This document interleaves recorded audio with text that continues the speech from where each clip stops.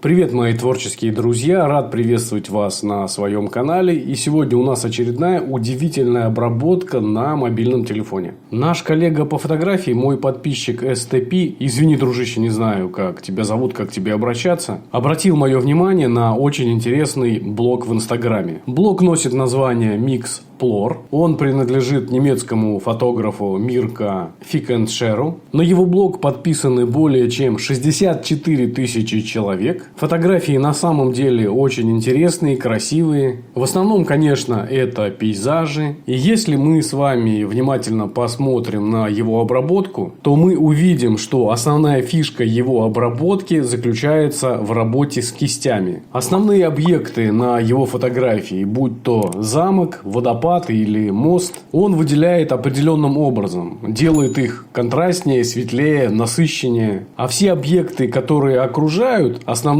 объект съемки, у него находится прям в глубокой тени. И давайте мы сегодня обработаем два снимка в его стиле. Если у вас нет подобных фотографий, то вы можете скачать по ссылке под видео и попрактиковаться в обработке вместе со мной. А теперь не будем терять времени, поехали!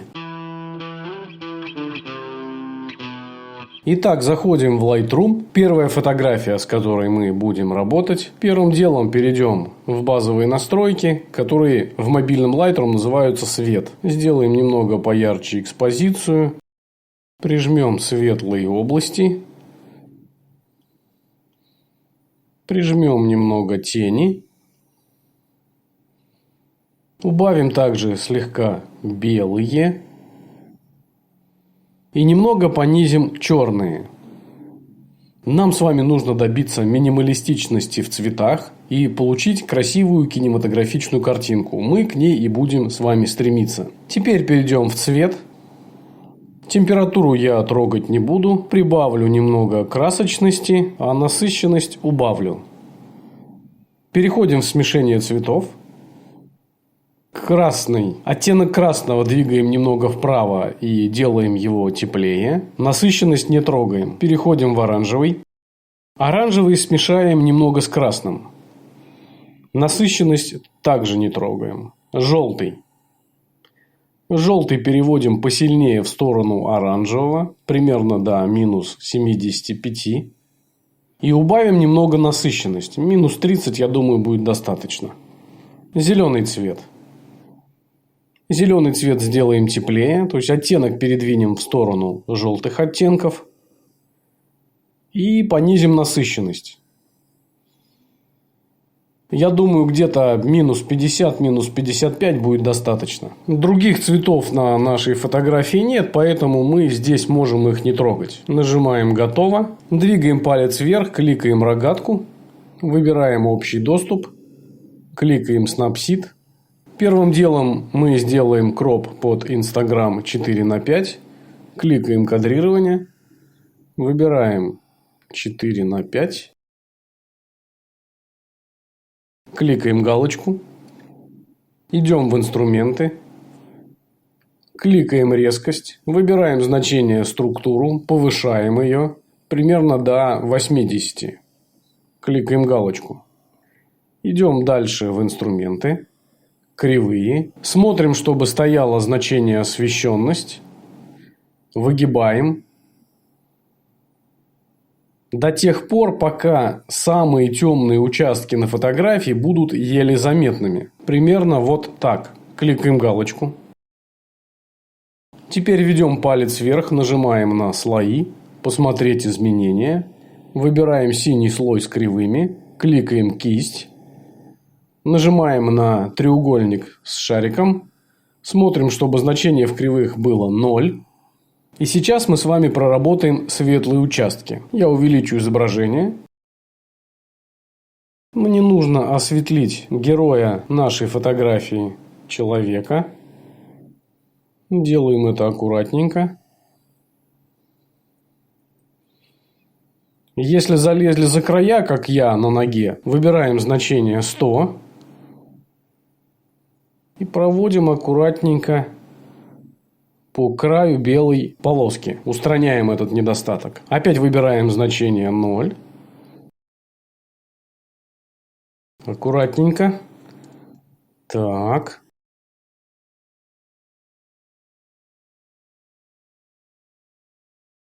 Теперь я аккуратно проведу по белым полоскам на дороге. Таким образом осветлю тропинку, осветлю воротца и осветлю дом.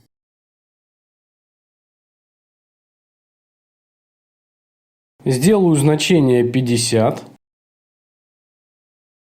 Пройдусь вот здесь по траве.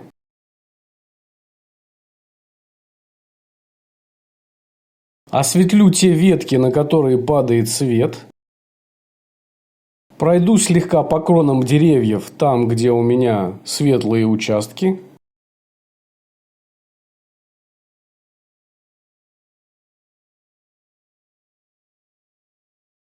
Тропинку сделаю все-таки немножко потемнее. Ну вот на значение 50, мне кажется, она будет выглядеть интереснее. Потому что она слишком светлая у меня получилась. Вот здесь, мне кажется, нужно сделать посветлее. И вот здесь вот. Фактически мы с вами сделали такую рамку за счет того, что притемнили темные места и осветлили светлые места. Окей, кликаем галочку. Двигаем палец вверх-влево, нажимаем стрелку. Идем в инструменты. Выбираем виньетку.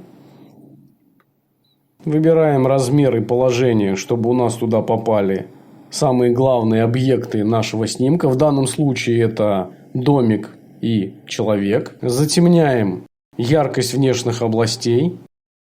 Можно это делать посильнее, не стесняться. Кликаем галочку.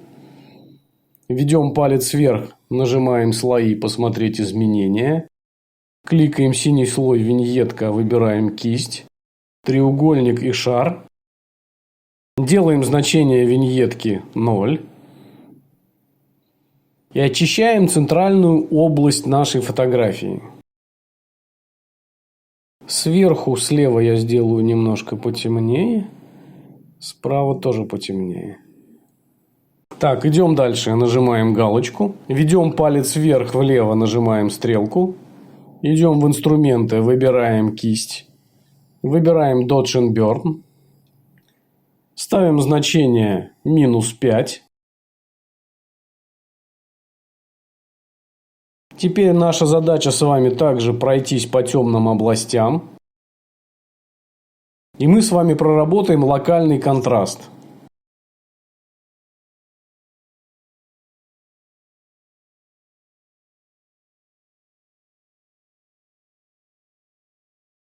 Так, теперь выбираем значение кисти +5 и пройдемся по светлым участкам.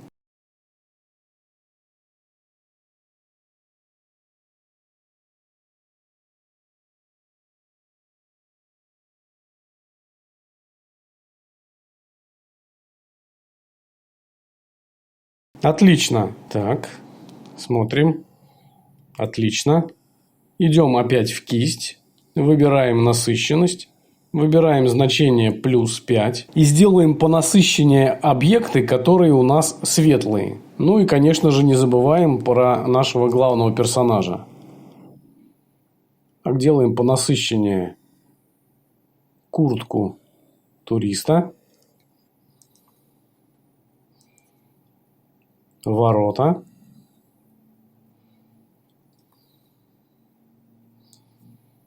Верхушку вот этой травы. Обязательно дом. Вот эти светлые лапы деревьев.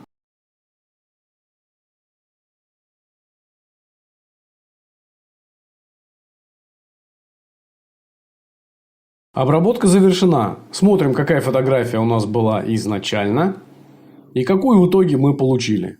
Сохраняем фотографию любым удобным вам способом. Если вы кликните сюда на «Готово», то ваша фотография сохранится в альбоме, в галерее, в папочке Snapseed. Вот она.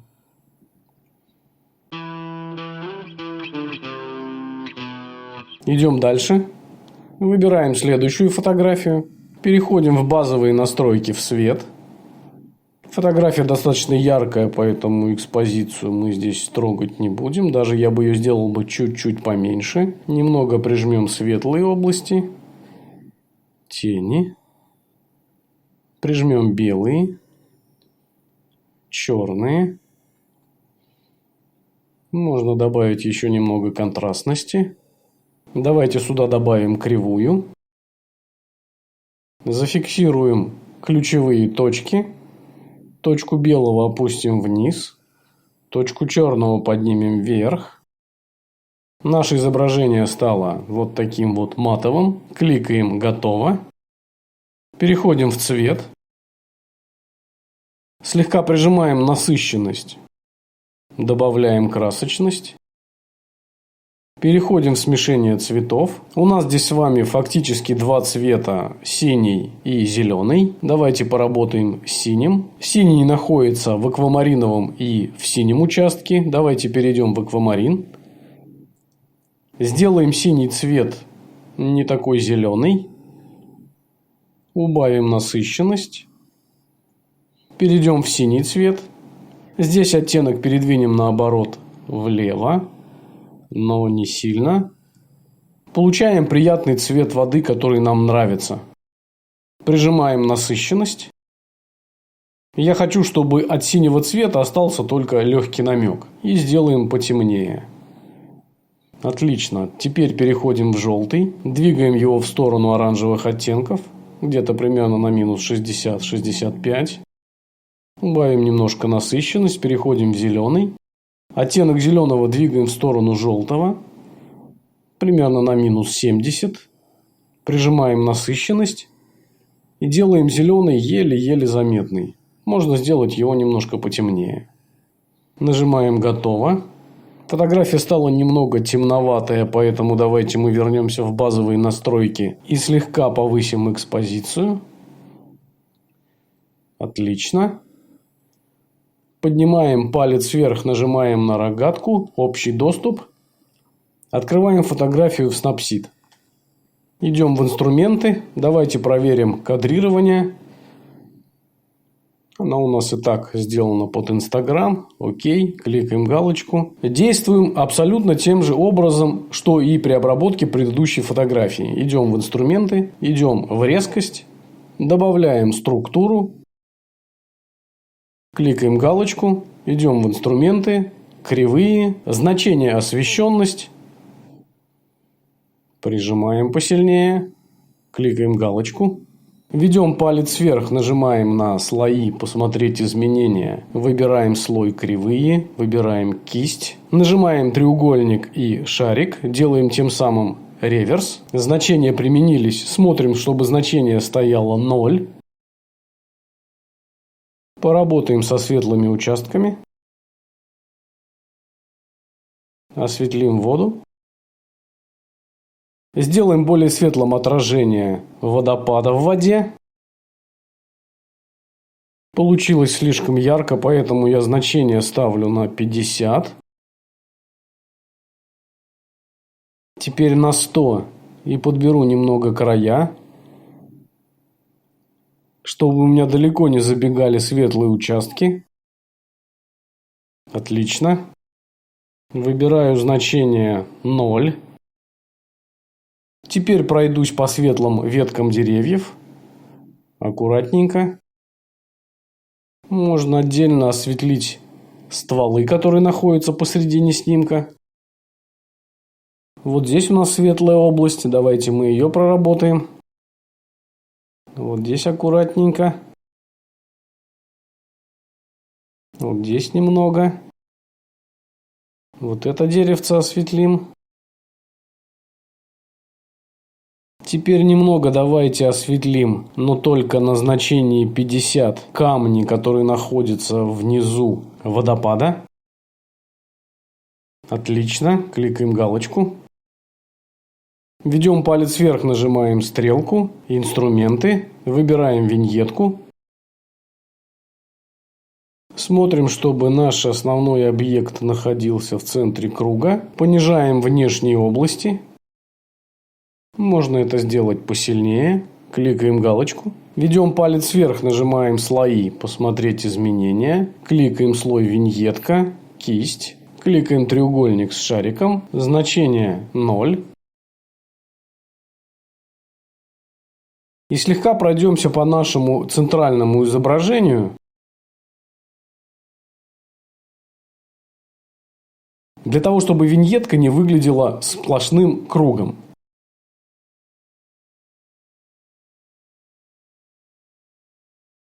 Отлично. Кликаем галочку. Ведем палец вверх, влево стрелка. Инструменты. Выбираем кисть. Выбираем инструмент Dodge and Burn. Как вы уже помните, выбираем значение -5. Проработаем темные участки.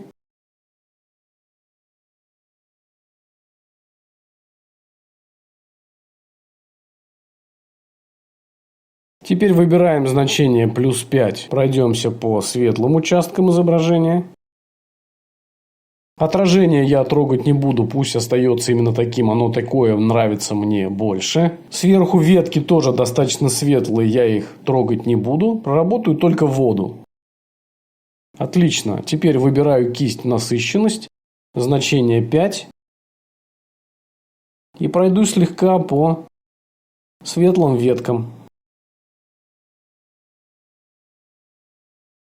Давайте сбоку вот этот папоротник тоже сделаем понасыщеннее.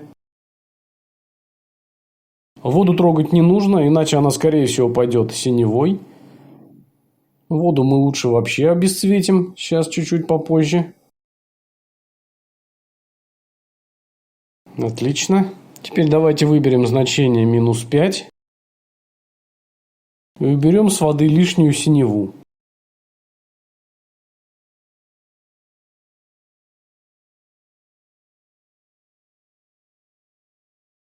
На этом, друзья, все. Давайте посмотрим, какая фотография была изначально и что в итоге мы получили.